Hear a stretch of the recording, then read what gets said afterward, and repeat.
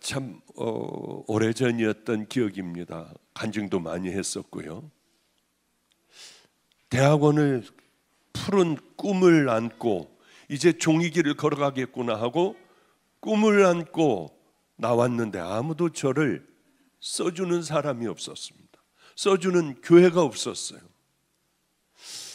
열심히 그 이력서를 내봤지만은 아무도 저를 받아주지를 않았습니다. 왜냐하면 나이가 많았잖아요.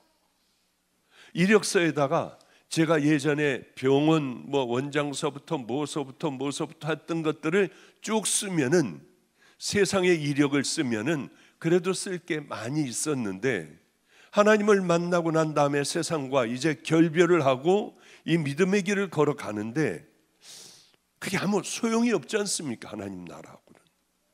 그러니까 감리교 협성대학원 졸업, 그거 하나밖에는 쓸 게 없더라고요. 아무것도 없었으니까. 그래서 그리고 내 나이를 쓰고 하니까 아무도 저를 받아주는 것은 없었습니다. 그래서 나 어떻게 하지? 나 버림받았나? 나는 왜 해도 안 될까? 모든 문제가 어쩌면 이렇게 안 풀릴까? 하나님을 만나고 똑바로 가리라고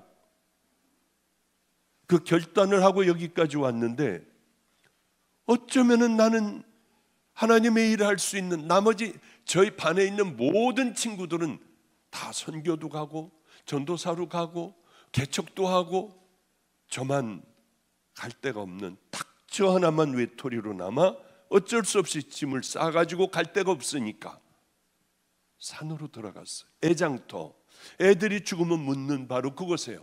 그냥 묻는 바로 그곳에 저는 그 판잣집으로 들어가게 됐습니다. 얼마나 추웠는지요. 그런데 그게 축복인 줄 몰랐어요.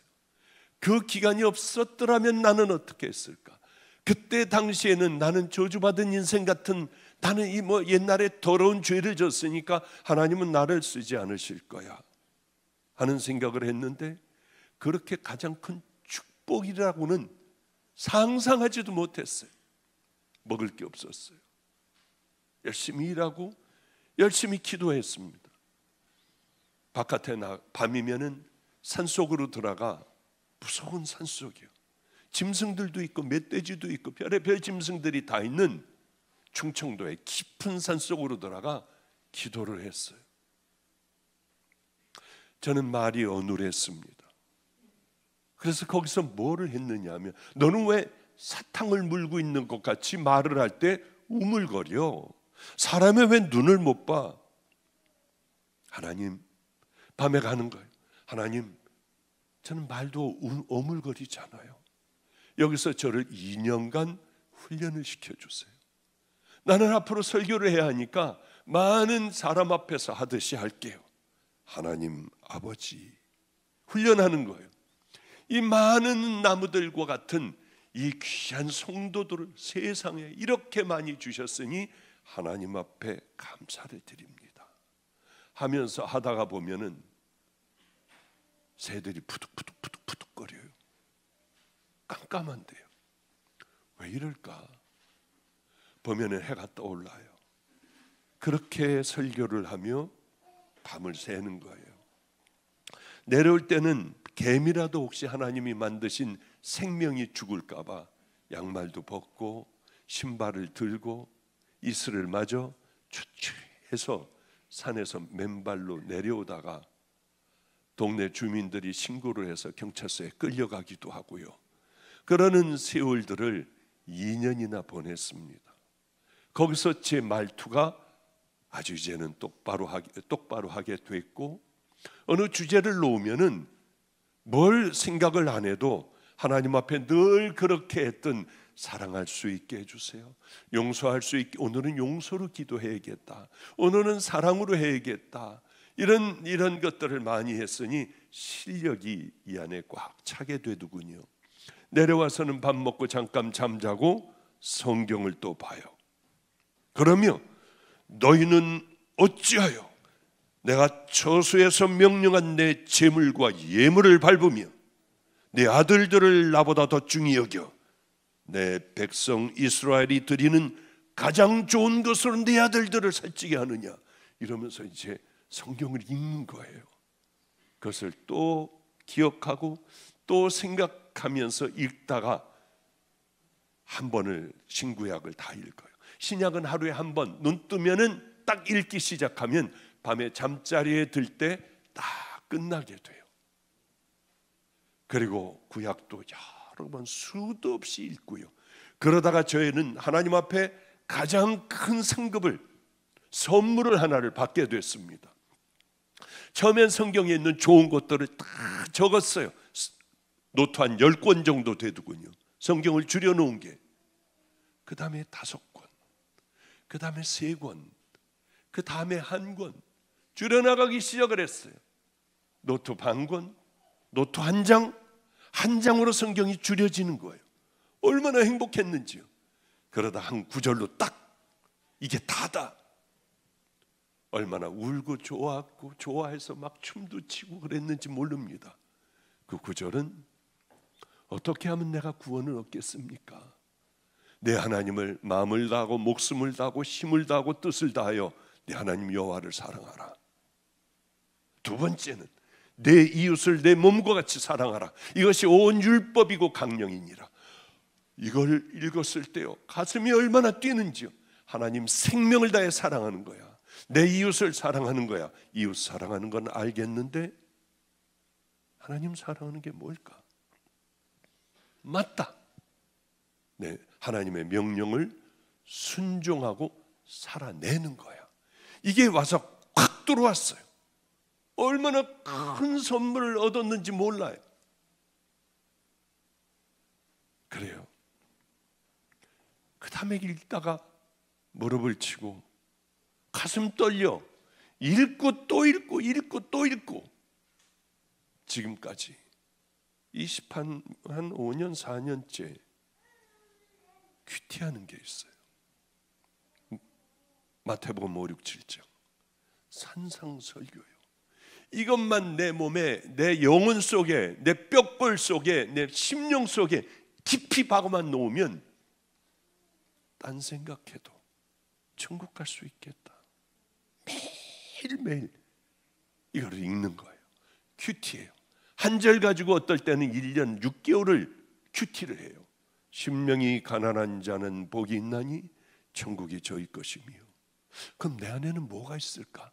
탐욕, 거짓, 위선, 음란, 불평, 불만, 우울, 부정, 너무 많아요. 너무 많더라고. 하나하나 빼며 기도하며 또 빼며 하나님 써놓고요, 이 순간을 맞을 때에 확 하나님의 방법으로 처리해버리게 해주세요. 교만이 산같이 높았을 때에 그때에도 가서 잘못했다고 하고요, 내가 더 낮아지고요, 가지고 있는 걸 확 다 나눠버리기도 하고요, 아무도 모르게 많은 것들을 숨겨놓고 심어놓기도 하고요, 별의별 가지고 있던 입고 있던 옷도 벗어서 남을 주기도 하고, 내 가장 좋은 것으로 주는 훈련도 열심히 하고요, 많은 것들을 하게 되더라고요. 거기에 있었던 그 산에서의 삶은 저주가 아니라 하나님께서 제게 가장 귀한 선물을 주시려고 준비해 놓으신 바로 그런 훈련장인 것을 나중에 깨닫게 되었어요. 많은 사람들은 닥치면 불평하고 원망을 해요. 이스라엘 백성들 한번 보십시오.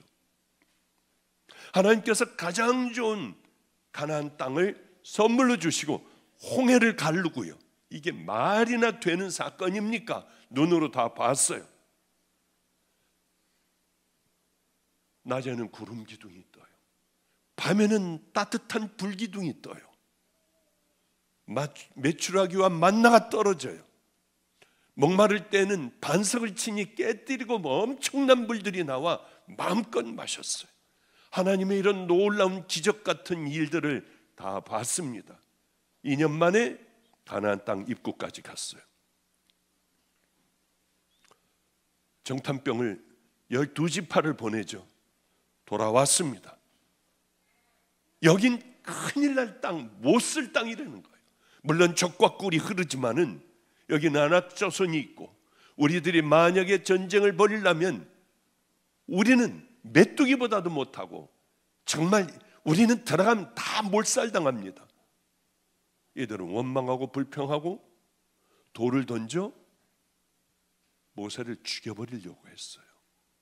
그럴 때 하나님이 결정하십니다. 우린 절대 우리의 삶에 그게 축복인지 누가 알아요? 주시는 이 불편한 상황이 하늘나라에 갔을 때 깨달을 거 아니에요. 물론 이 땅에서도 깨달을 수 있지만은 가장 큰 축복이 될 수 있다고 하는 거죠. 그런데 미리 불평하고 원망하면 그것은 축복으로 돌아오질 않아요. 만약에 제가 2년 동안 훈련하는 바로 그 주님을 만나고 이 기가 막힌 시간을 갖는 그 시간을 만약에 제가 불평하고 원망하며 어찌 제가 다 버리고 왔는데 이럴 수가 있습니까, 하나님? 그렇다면 저는 여기 서지 못했을 거예요. 다른 방향을 향하여 그저 그만큼 가면서도 만족하고 살아가는 그 사람이 됐을 겁니다. 이스라엘 백성들은 돌로 쳐 죽이려고 하니 하나님께서 이 결정을 내리십니다. 너희들 40일 동안 정탐을 했는데 하루가 1년이다. 40년 동안 너희들은 광야를 돌 것이고, 그것뿐만이 아니라 20살 넘은 자들은 다 광야에서 죽어버리리라. 회개해도 안 돼요. 이제 잘못했다고 모두가 다 금식을 하고 가슴을 치고 죄를 뒤집어 써도 하나님의 그 딱 말씀이 우리에게 오면은 끝장나는 거예요. 우린 여기까지 가서는 안 됩니다. 특별히 그러기 때문에 입으로 짓는 범죄들은 절대로 해서는 안 돼요. 불평, 원망, 남 판단, 시기, 질투, 작은 것까지도 그저 이러면서 살아가는 사람들 보면 정이 떨어지고 가까이 하기도 싫은데 하나님께서는 어떻게 여기실까? 입술을 닫아야 돼요. 가장 미련한 자는 입술로 매맞는다고 하시잖아요. 어쨌든 계획을 바꾸시는 하나님, 내가 너희들 가나안 땅에 들어가게 해 줄게. 큰 축복을 받았어도 이들은 계획을 바꿔 저주가 되어버리는 거예요. 축복이, 약속의 축복이 저주가 되어 광야에서 다 죽어버렸어요. 이게 얼마나 기가 막힌 일입니까? 오늘은 본문은 그런 얘기를 우리에게 해주고 있습니다. 너희는 어찌하여 내 처소에서 명령한 내 제물과 예물을 밟으며 너희 아들들을 나보다 더 중히 여겨 내 백성 이스라엘이 드리는 가장 좋은 곳으로 너희를 살찌게 하느냐. 자, 그 다음이 중요해요. 마태복음 5, 6, 7장과 또한 산상설, 하나님 사랑, 이웃 사랑, 이것이 중요한 것 같이 이 말씀도 또한 무지하게 중요한 거라고 생각해요. 그러므로 나 이스라엘의 하나님, 나 여호와가 말하노라. 내가 전에 내 집과 내 조상의 집이 내 앞에 영원하리라. 제사장의 모든 그런 것들이 네가 영원히 이것을 갖게 될 것이다. 얼마나 축복된 기가 막힌 축복이에요, 이게. 그러나 그들이 잘못을 저질렀을 때에 하나님은 이렇게 바꿔버려요. 이제 나 여호와가 말하노니 결단코 그렇게 아니하리라. 중요한 말씀이에요. 나를 존중히 여기는 자를 내가 존중히 여기고, 나를 멸시하는 자를 내가 경멸하리라. 하나님께서는 내가 너희들 이렇게 축복을 줬어. 그런데 너희들이 나를 대하는 걸 보니 그렇지 않게 대접을 했어. 우리가 꼭 명심해야 될 게 있습니다. 하나님을 존중히 여기면 하나님은 우리를 복을 주시고 눈동자같이 보아여 주시고 해요. 그러나 우리가 하나님을 아무렇게나 여긴다면은 하나님은 우리를 경멸하시겠다고 하는 얘기예요. 많은 교회를 다니는 사람들이 하나님을 경멸하는 것 같아요. 왜? 하나님과 상관없는 삶을 살아가니까, 좋으면 덥석 붙잡으니까. 이게 당장에 내가 꿀 같은 달 것 같으면은 하나님이 생각 안 나고 그냥 확 잡아버리니까 우리들의 신앙생활에 있어서 하나님은 우리들에게 아무것도 해줄 수 없다고 하는 거예요. 이런 거죠. 개밥그릇에는 콩나물 대가리, 또 고추 가루들, 더럽기가 짝이 없는 냄새 나는 것을, 개밥그릇을 가지고 여러분들이 금식을 하고 뒹굴면서 하나님 앞에 기도하며 주여 주여 달라고 하면 하나님 주시겠냐고요. 이 더러운 그릇에는 주실 수가 없어요. 하나님께서는 철칙이 계세요. 내가 대접받기를 원하면 너희도 남을 대접을 해야 한다. 이웃 사랑을 실천해야 해. 이런 말씀을 우리에게 해주세요. 저는 이것을 한번 시험을 해봤습니다. 여러 건을 시험을 해봤어요. 정말 하나님께서 축복을 주실까? 우리가 정말 우리를 깨어 바치면 하나님께서 우리에게 많은 은혜를 베풀어 주실까? 시험하고 싶더라고요. 시험보다도 하나님이 정말 그렇게 축복을 내려주실까를 내가 먼저 확인해야 됐어요. 내가 살아온 길은 정말 하나님의 전적인 축복의 삶을 살아왔는데 다른 사람들은 어떨까? 내가 한번 만들어 보면 어떨까?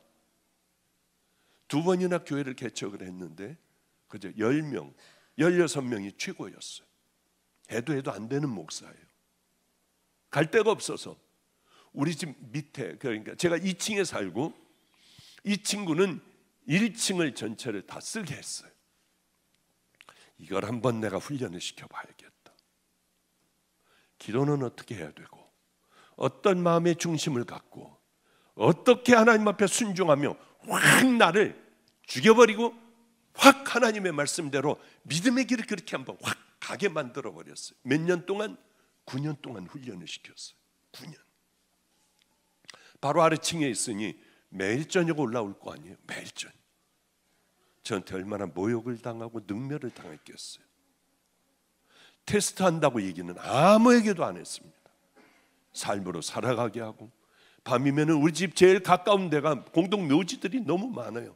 그 묘지에 가서 깊숙이 들어가서 거기서 그냥 죽어라고 기도하게 하고, 그런 일들을 참 많이 훈련을 시켰습니다. 성도 생명을 딱 주어버리는 그 훈련을 시키기도 하고요.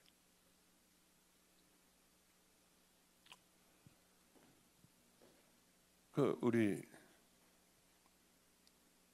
박정민 목사가 그런 얘기를 하는데 참 고마웠어요. 목사님, 우리 교회에 신장이 나쁜 분이 계세요.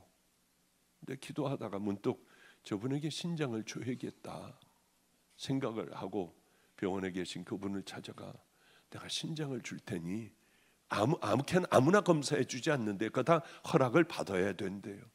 내가 당신에게 신장을 줄 수 있도록 좀 어떻게 좀 해달라 그랬더니 그 성도님이 그러시대요. 저 그럼 교회 떠납니다. 목사님의 신장을 어떻게 받고 내가 그렇게 건강하게 살면 뭐가 좋겠습니까? 나는 단호하게 교회 떠날 테니까 내게 와서 다시는 그런 말 하지 마세요. 저 정말 감동받았어요. 그 훈련을 시켰어요. 죽어라고. 목사님, 어떻게 하면 이분이 신장을 받을까요? 야, 그 아름다운 얘기니까. 그분이 그렇게 힘들어하니까 그 얘기는 그만해.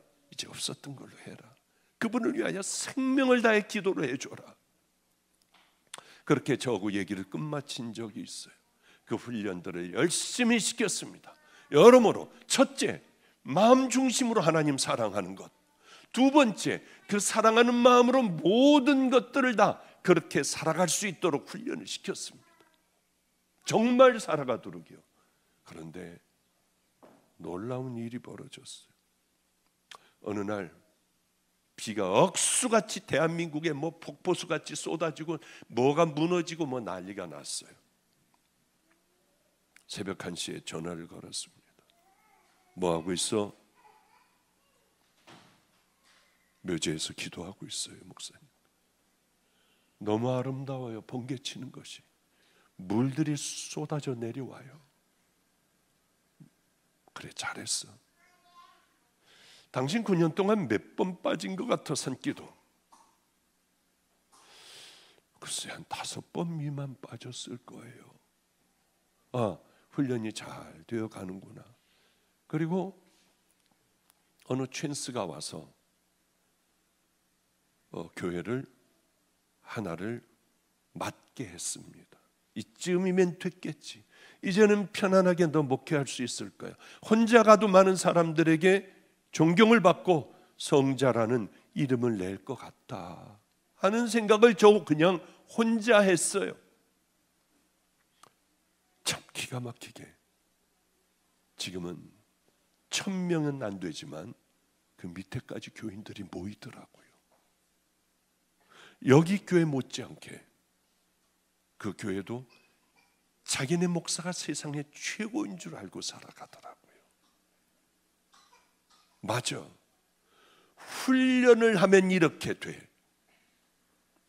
그러면 사람들은 이렇게, 목마른 사람들은 훈련되고 하나님의 사람들 앞에 나도 모르게 영적인 부분이니까 다 모여들게 돼. 그래요. 우리는 하나님으로부터 복받기를 바라요. 자녀들이 잘 되고 내 병이 낫고 내 자식들이 정말 믿음을 가지고 믿음의 길을 향해 달려가기를 원하고, 우리 사업체도 잘 되고 우리가 이제 원하는 그 부분들이 다 잘 되기를 바랍니다. 그러려면 어떻게 해야 돼요? 교회 나와서 예배만 드리면 됩니까? 여기가 정말 하나님을 사랑하며 그분이 우리에게 말씀하신 것을 순종하는 것이 하나님 사랑하는 거예요. 내 이웃도 열심히 돌보고요. 그런데 반대로 불평, 원망을 쏟아내며 뭐 이러고 살아가는 그 사람이 과연 축복의 통로가 될 수 있겠냐는 거예요. 급할 때 금식하면은 하나님께서 너 금식해서 그럼 그래 이러고 부어주실 수 있냐는 거예요. 참 어리석기가 짝이 없어요.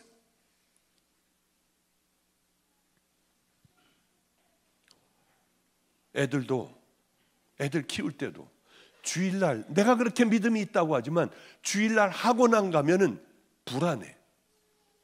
남들 다 공부하는데 공부 안 하면 불안해. 교회에 있으면 끌고 나가 학원을 가게 해요. 저 많이 봤어요.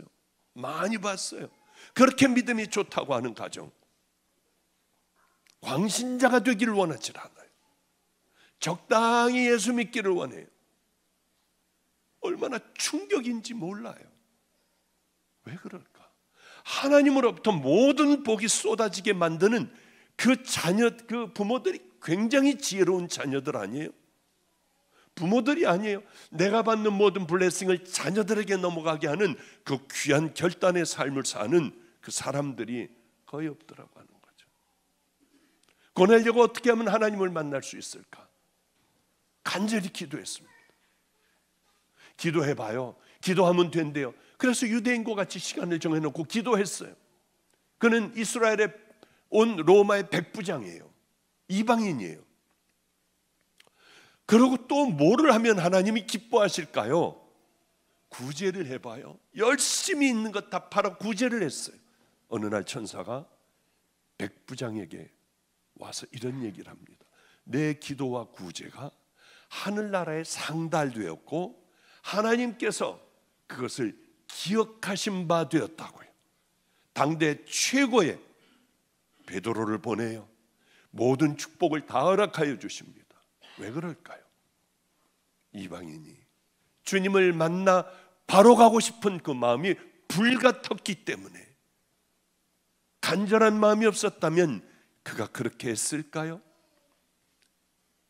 자, 한번 생각해 봐요. 하나님을 존중히 여기는 자를 내가 존중히 여기고 축복하고, 그러면 하나님을 존중히 여기는 자가 어떤 사람들일까요?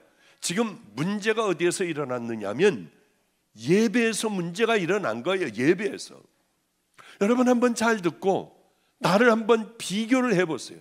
너희는 어찌하여 내가 나의 처소에서 명한 나의 제물과 예물을 밟으며 내 아들들을 나보다 더 중히 여겨 내 백성 이스라엘이 드리는 가장 좋은 것으로 스스로 살찌게 하느냐.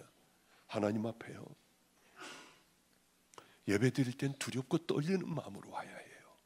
먼저 나와 간절하게 기도하고 있어야 돼요. 더러운 죄들을 다 토해내야 돼요. 그렇지 않으며 나 복 달라고요? 예배가 무슨 만능입니까? 절대 그렇지 않아요. 슬리퍼 신고 와도 안 돼요.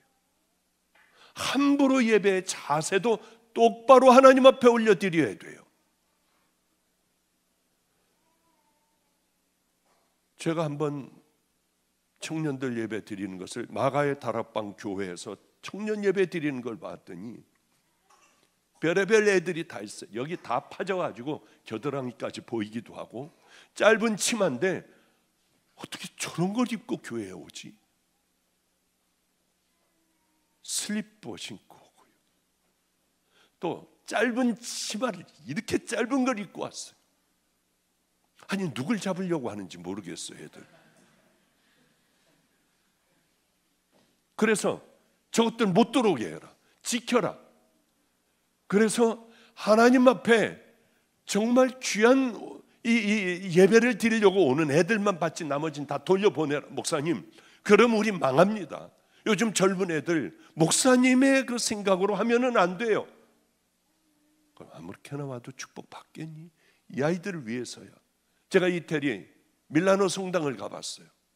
가봤는데 줄들을 쫙 들 서 있는데 못 들어가는 거예요. 못 들어가게. 이거 파진 거 입으면. 그래서 거기서 아예 팔아요. 무슨 천 같은 걸 이렇게 덮고 가고, 가보신 분들은 알 겁니다. 짧은 걸 입었으면 이걸 둘러가지고 그래야지나 들어갈 수가 있어요. 관광객들도 들어갈 때 그러는데, 하나님 앞에 예배를 드리러 가는데 그렇게 어떻게 하고 올 수가 있겠습니까? 우린 망한다고 다 했어요. 아니에요. 우리가 아마 인천에서 제일 청년들 많이 모일 거요. 450명, 500명 가까이 모였어요. 뛰어가지고 여기 70명 있는데 너 와가지고 여기 왔어요.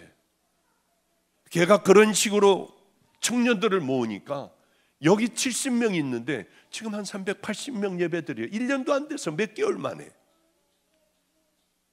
왜? 그 마음을 가지고 애들을 끌고 나가니까요. 저는 예전에 예배 드릴 때요, 늦게 오든지 예배를 방해하는 사람이 있으면 나와서 예배 끝날 때까지 서 있게 했어요. 끝날 때까지 앞에서 벌 받고 서 있는 거예요. 그저 당신 잘한다 잘한다 하는 사람 있으면 가게 하고, 우린 전체가 다 천국 가자. 교인 전체가 다 새벽기도 나왔어요. 한 명도 빠짐없이 가서 기다리고 데리고 나왔어요. 왜냐하면 그렇게 해야 되잖아요. 이런 얘기를 하면은 당신은 광신자야, 당신은 목사니까 그렇지. 목사나 평신도나 똑같은 사람이에요. 탐욕이 있고 음란이 있고 거짓이 있고 사람들로부터 존경받으려고 하고 모든 것 다 똑같이 있는 사람이에요. 절대로 다른 인생이 아니에요. 우린 싸울 따름이죠. 안 하려고 할 따름이죠. 저도 편안하고 싶고 저도 넓은 길 가고 싶어요. 정말 그래요. 그렇게 하면 안 되니까 이 길을 향해 걸어가는 걸 습관을 들여놓으니까, 아예 뼛속에 집어넣으니까 이제는 넓은 길을 갖다 놓으면 한 걸음도 못 가는 바보가 됐어요. 어떻게 하지? 좁은 길 갖다 놓으면은 걸어가는데요. 우리가 그렇게 얼마든지 훈련시킬 수 있습니다. 다른 생각을 해도 우리는 천국을 향해 걸어갈 수 있는 믿음의 자녀가 될 수 있어요. 물론 행위로다가 천국 간다는 건 절대 아니에요.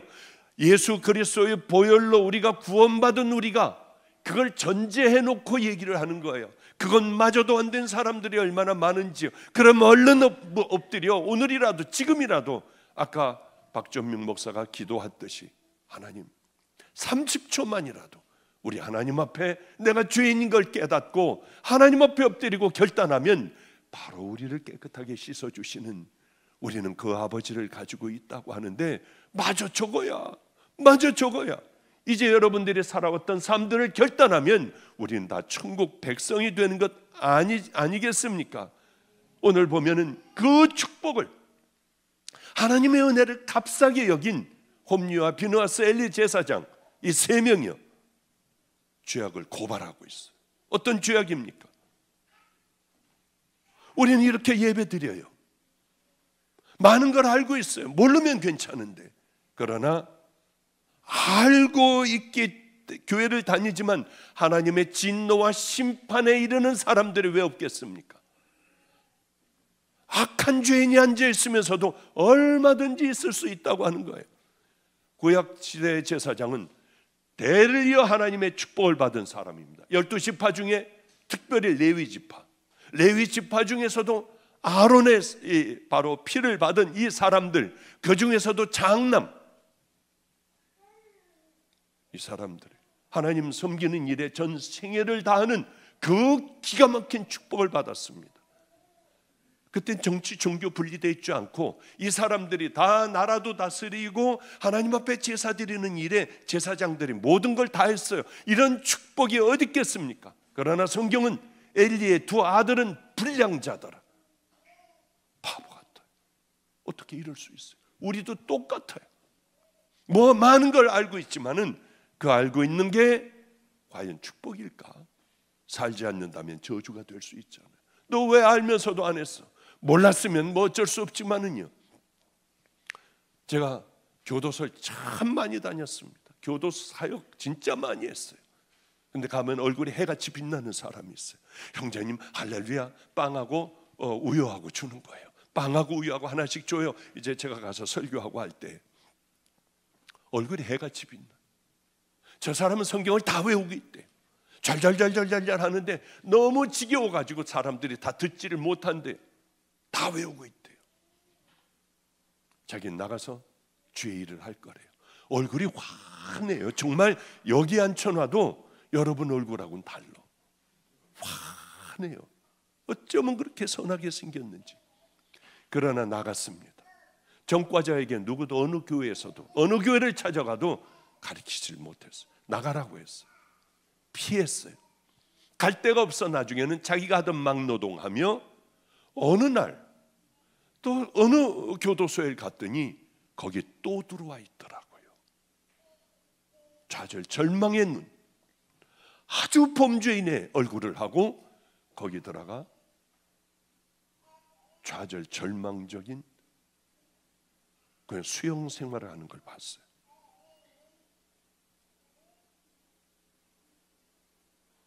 많은 걸 다 외우고 알고 있으면 좋은 길 갑니까?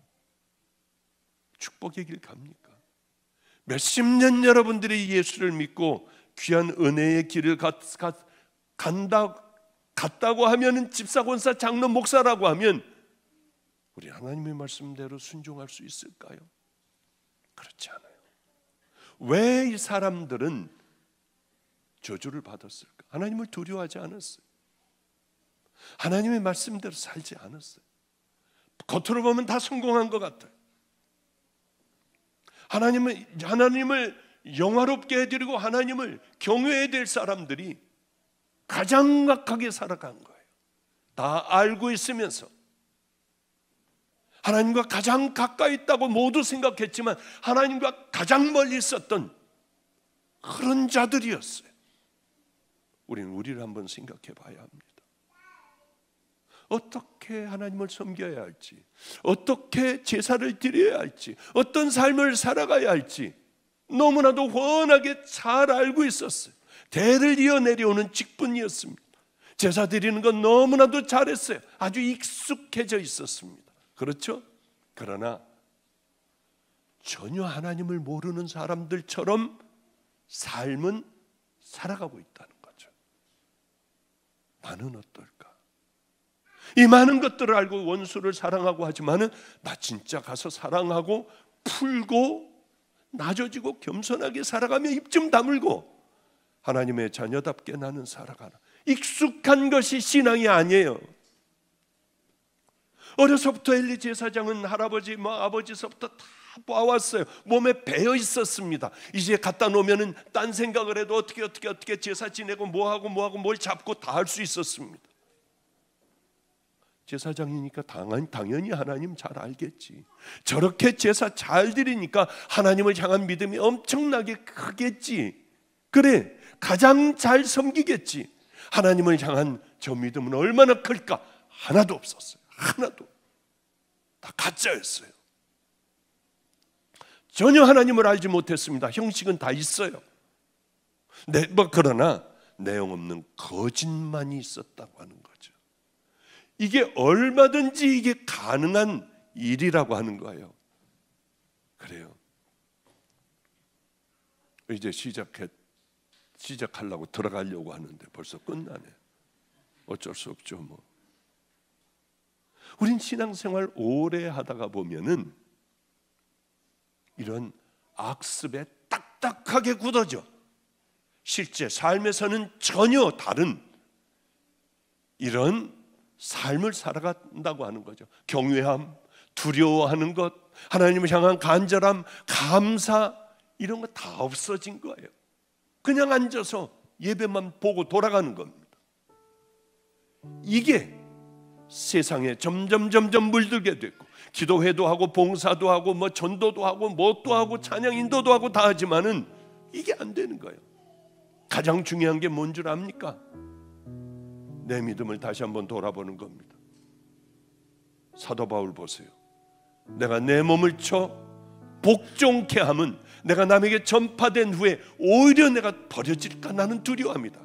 우리는 우리의 신앙을 잘 돌보지 않으면은 나도 모르게 전혀 다른 세상으로 가 있는 깜짝 놀랄 만한 나를 발견할 수밖에 없는 거죠. 그래요. 여러분 속에 정말 믿음이 있는지 다시 한번 점검해 보세요. 지금 교회에 나와 있다고 여러분이 믿음이 있는 겁니까? 당연히 믿음이 있는 걸로 착각합니까?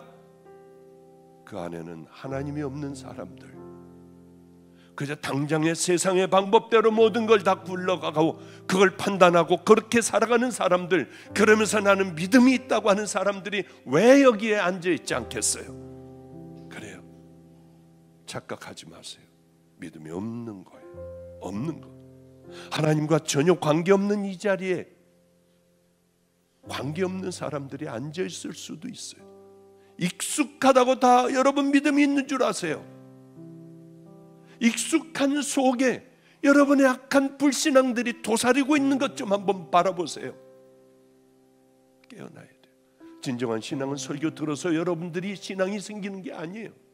내가 직접 경험하고 내가 간절하게 하나님 앞을 하루하루 그렇게 결단하고 마태복음 5, 6, 7장을 읽으며 하나님 사랑하는 마음을 달라고 간절하게 없으면 기도하며 그렇게 여러분들이 여러분의 신앙을 지켜나가지 않는다면 홈리와 비나스와 전혀 다르지 않은 결국은 그 마지막 종착역은 그것이 될 줄로 믿습니다.